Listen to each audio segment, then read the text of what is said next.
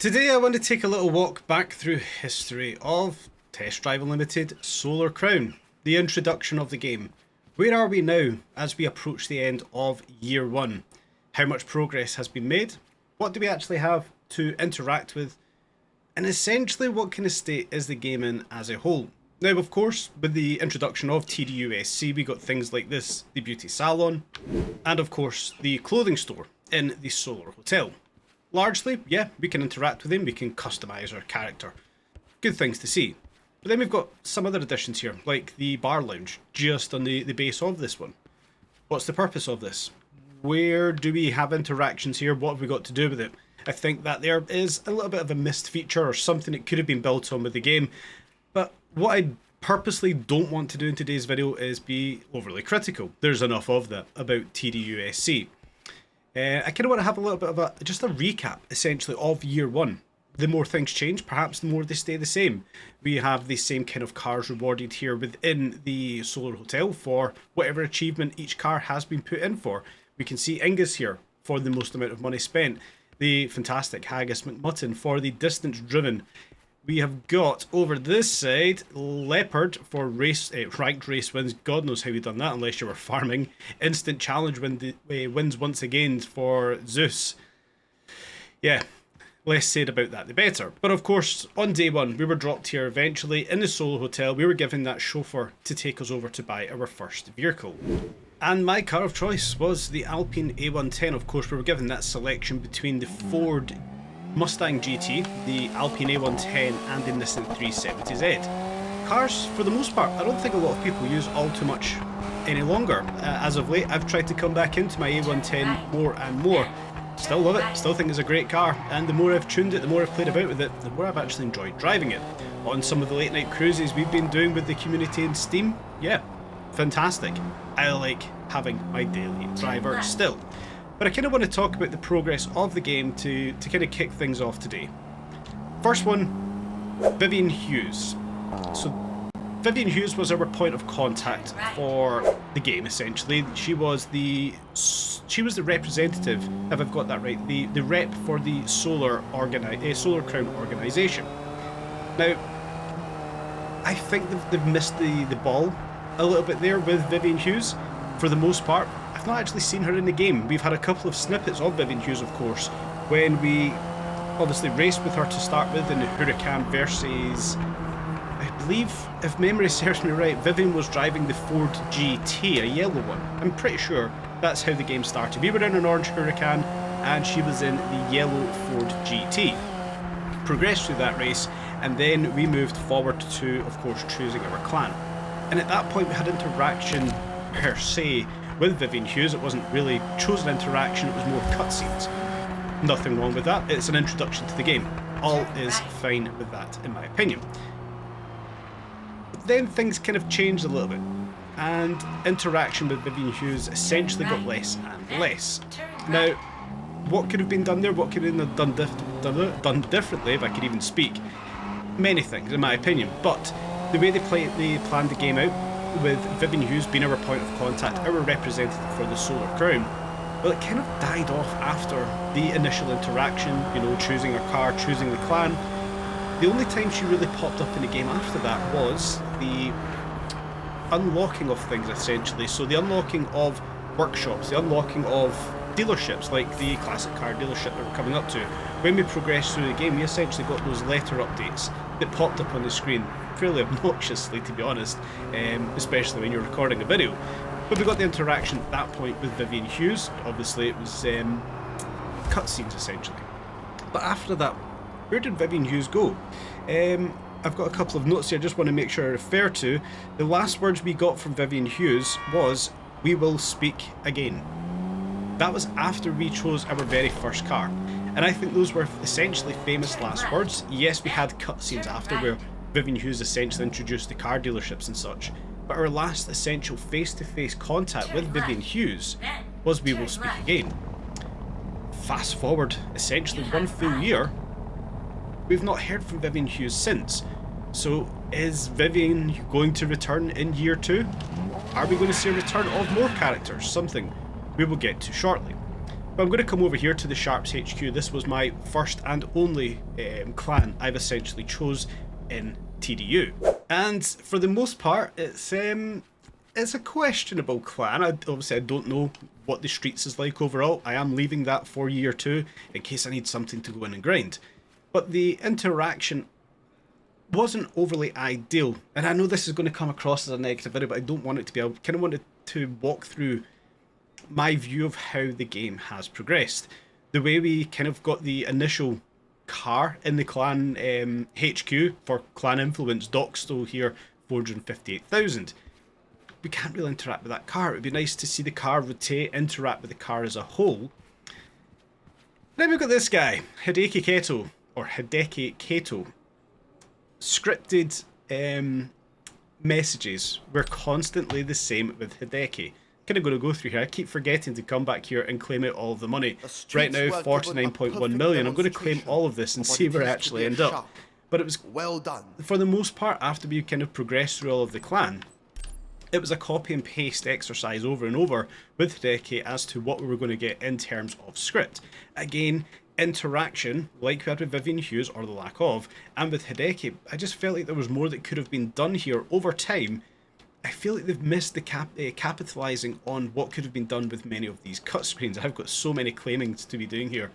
It just feels like, you know, I don't want to say they got lazy, but it's probably the best way for me to articulate it, is I feel like they just got a little bit lazy with interactions in the game. Again, something I'm going to come over to very soon in today's video. Yeah, I get it, there's not a lot they can do in terms of what the game has got. 800,000 we just made from all of that. Yeah, there's not a lot we can do, but even when we push to the back end here through to the VIP area, what are we actually doing there? The interactions are so minimal, it's almost worthwhile not going back after we completed out the clan influence. So, is it fair to say the HQs are largely dead? There's not much to do there. We can come in and, yeah, we can change our vehicle here. Now we can obviously come over here and get those clan-specific upgrades added to the car by talking to car cosmetic store. The guy's not even got a name. How disrespectful. And some of these upgrades, you know, they're questionable. Some cool looking, oh, they're actually very nice looking wheels, Speedlink Corsas. Yeah, I don't want to be overly critical. That's really not what I want this video to be. I do want it to be kind of like a review of what we've had in game so far. Are we disappointed with it? Am I disappointed with it? Not for the most part. I am disappointed with, yes, the number plates. 500,000 for a number plate, it's just, it is absolutely bonkers. 100,000 for text on it, it's absolutely bonkers. I've given my feelings on that enough times by now. So let's push away from there. I want to try and push away from the negativity vibe that's kind of going on right now, and kind of concentrate on, you know, where was the game, how have we progressed, and where did we get to? Well, for me, first of all, I chose the Alpine A110, and the first race I did was shopping in Wan Chai. Now, this race is actually quite hard to find because we can't actually select races by category, but if we come over, yeah, why not? Let's head on over there. Let's go and take part in the very first race I did in the game once again, in my own car that would be. Of course, we did do the early race in the Huracan versus Vivian Hughes in the Ford GT. Let's relive a little bit of nostalgia in our first car. Granted, it's a lot more tuned than what it was the first time we took part in that race, but we'll relive a little bit of nostalgia before we head on to more progress that we got in game. Now, the map itself. Let's address the map. I like the map. Don't get me wrong. I actually really like the Hong Kong map. I do think, you know, the way they've managed to capture Ibiza certainly is better. I don't think many will disagree with that. The lack of anything, essentially, on Hong Kong Island, more traffic, pedestrians. I understand why we can't have pedestrians. I wouldn't be upset if we have pedestrians, but they were ghosts, so you drove through them, essentially. I wouldn't be upset with that. I understand the risks of putting pedestrians in a game. But the lack of charisma, essentially, with the traffic. The same traffic cars, I would like to see a bit more rotation there, maybe public transport, some lorries, bin lorries, rogue fire engines or ambulance, or, you know, that kind of thing. I think it would be cool to see driving around the map. But as a whole, I really like the Hong Kong map. It's big enough to be able to drive to different locations on a cruise and not get bored. It's picturesque enough to be able to take some good images. Now, yes, once again, I do feel that the Ibiza map is a better looking map. But it's not to say that Hong Kong, in my opinion, is a bad looking map. I certainly don't think it is. It could do with a little bit more, yes, but I think we may see that over time. So yeah, map itself I think is a good point. I do think it's one of the better maps I've used in a game for a period of time. You know, I kind of look at Horizon 6, was it Horizon 6, whatever it's called, when we were in Mexico. Didn't like the map, don't find it overly exciting, don't actually remember much of the map, bar a few little points. I didn't interact, or I didn't connect with the Horizon Mexico map all too well. Maybe it was biased because we left the UK on the previous version, or Australia, which was a fantastic map. So when I think about the Hong Kong Island map, yeah, I actually really like that map. Ibiza, yes, so much more memorable. So we're almost there, managed to ramble through so we can push on over towards that very first race we took part in our own car, shopping in Wan Chai. And if I remember correctly, it was a bit of a slightly rough introduction. If I can remember this race correct, there's a lot of sharp, niggly, twisted little turns that caught us out, and it was a fair introduction, I would probably say, to the game. Granted, this time out, taking part in this race in a modified car, better parts fitted to it, I think is probably the best way to put it. We should be a lot better, and it was going to be mighty embarrassing on this one and only attempt I'm going to do of this race if I were to lose. So yeah, it's nostalgic almost, considering we're now a year into the game. I don't actually think I've done this race since the very first attempt. I think it's the same race. I'm almost certain this was the first race. If I'm wrong, please let me know in the comment section down below. But yeah, it's good to come back and take part in the race once again. Has the racing got any better? Have the cars got any better? Has graphics, physics, handling, anything like that got better? Well, there have been improvements in the game, we know that. We struggled for a little while when we had SARD introduced here on Steam, graphically. Completely struggled. You guys would have seen it in the videos with the stuttering, the render issues I had. With SARD disappearing again, performance has increased. Granted, SARD is going to be coming back. Fingers crossed it doesn't absolutely destroy the performance of the game going forward. Now, of course, in the future seasons, in the future years, we know they're going to be working further to improve physics, improve the engine. All things are good there. Fantastic. But has all too much really changed to make this game the staple that it needs to be? No. And I kind of want to talk about that a little bit more. We know, or we should know, if you're watching this video, you should certainly know that there are a lot of upgrades coming to the game. There's a lot of changes coming, and it's all to make this game better and essentially what we were looking for. I don't think many people cared for the futuristic vibe. I certainly didn't. And I don't think the devs did either, hence the focus on moving away from that to come back towards an actual test drive game. Those are good things, in my opinion. And we've seen that develop over time. So we can now fast forward a few months in game, and like I mentioned, we got the introduction of Ibiza. Great looking map. And the most recent videos we've seen coming out, there's fixes coming to this map. We'll maybe talk about that one shortly. What I do want to do though is return back to where things started with Ibiza and the introduction of the Selene HQ. Largely debated, some people loved it, some people hated it, in respect to the cars we were given. For me personally, I loved it. I really enjoyed the Selene cars. The quirkiness of the Abarth 500 being rear-wheel drive and pretty much useless to drive. I like it. It's something different, something fun. We also got the Selene edition of the Alpine A110, a phenomenal car, which I think was probably the best car we had introduced through the Selene HQ. Other ones like the Chevrolet C1 and... oh, what was the fourth car? I've genuinely forgot what the fourth car was at this point. Let's head on in and take a look. And as we do come in, we are blessed, greeted by one Tess Wintory. We'll come back to you shortly. I want to first of all head on over to that car dealership, the Selene HQ car dealership, because I genuinely cannot remember what that fourth car was we had introduced to us with the drop here of the Selene edition cars. It was the A110, the Abarth 500, of course. How can I forget the Selene edition Alfa Romeo 4C Spider? Ridiculously fantastic car again. Two of the best cars, well, the two best cars in this showroom right here. The 500 largely useless. The C1, never actually drove it. I never see much of an interest for it. It looks a bit Hot Wheels-ish for my like. And of course we then got the reintroduction of the Ferrari California, great for nostalgia. The Jaguar edition SVJ. I would like to see more of this, more of these editions of cars.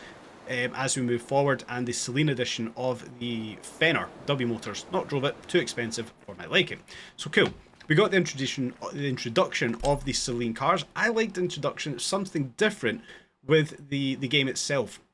Again, something I think was largely uncapitalised on. They could have continued to add to that edition. Another thing, largely uncapitalised, and I'd said I wanted to come back to this, was Tess Wintory. Great to see Tess back in the game. We obviously seen Stuart Wintory. We know who that is by now. Reintroducing himself into the Discord chat, and it brought a lot of hype.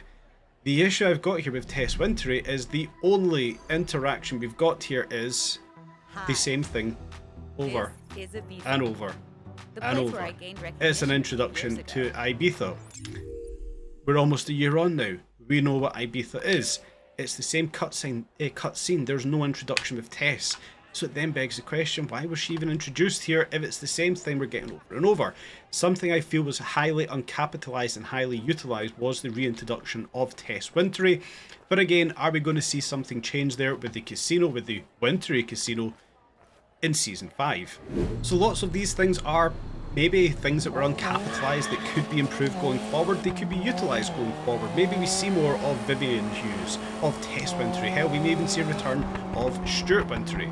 But as we said, we got to this point, we got the introduction of Ibiza map, a great map. Yes, it's small, and yes, I would expect to see improvements to this map over time. All things come to those, good things come to those who wait. My god, I can't even think of my own analogies here. But the Ibiza map, as small as it is, in my opinion, a really, really good map. We have exciting races on it, almost guarantee of great weather, something we don't have over in Hong Kong, with a guarantee of rain whenever it gets to nighttime, and sunshine whenever it gets to day. I would like to see a more charismatic approach to the weather in the game. So, to kind of recap, we got the game, we had our walkthrough, we got our first car, and we kind of tried to progress our way through. But what I kind of wanted to roll this all back to was the Solar Crown organisation. Our whole focus here was to start the game and progress to be the top of the Solar Crown. But at this point, with the issues that games had, what does that even mean? What is the Solar Crown? Is it just a case of clan progression? Is that it? Now, of course, yeah, we're heading into year 2, in Season 5. A lot of things are going to start to get unpacked, and I hope these are questions that we're going to get answered, but I just feel like the ball was dropped a little bit with this game. And I know the last few videos may have felt like I'm being a bit more negative towards the game. Realistically, that's my right as a content creator, not under an NDA, which some people still struggle to believe. I am not under an NDA with this game, hence why I've done a Season 5 leak video where I spoke about things that were already public knowledge, but apparently people don't like that either. Oh well. But yeah, kind of looking at everything going forward, I'm still optimistic for the game. I think we're going to have an absolute gem of a game on our hands. In the recent videos, we obviously spoke about render changes, the water shaders being changed and stuff. All good things, in my opinion. I genuinely think we still have an absolute golden opportunity for this game to be good, should the devs concentrate and push the game in the right direction. Yes, it launched very poorly. Yes, it's had a very challenging time. But it's got an unbelievably faithful community behind it. They've defended it, myself included. We've defended this game to the hills. We want to see the improvements, we want to see progress, but I want to think I could speak for the vast majority of people, at least watching this video, that we're here for the long haul. Some of the improvements we know are going to come are the likes of water shaders. For the most part here, yeah, the water's not ideal in the game. Yes, there's changes can be made, take off reflections and stuff. Yeah, we're going to see it change. I mean, you can see the reflection there. This has all been addressed, so this shows that they understand what issues need to be fixed in the game. I'm hopeful, I'm optimistic. Maybe it's a blessing, maybe it's a curse. You guys, please feel free to weigh in on it all. What I kind of wanted to do though was come back here and talk about progress in the game. Where is the game at? And what can we see going forward? Well, for me personally, progress, yeah, it was okay. There was 2 different clans to work our way through. I've only done 1, so I've still got that option to go back and work through the second clan, the Streets clan. We're moving into Season 5, we're going to get the casino, and we've obviously got that leaked roadmap for, for year 2. yeah, it's going to piss a lot of people off. They're going to have to wait for things if that is the confirmed roadmap, which I kind of emphasised many times. It wasn't a confirmed roadmap. It was a leak through a Discord. It was a community thought. Hopefully they get over that one soon. So we know we've got things to look forward to. We're going to progress the things, and in my opinion, I'm going to be here for the long haul. I want to see this game provide and succeed over time.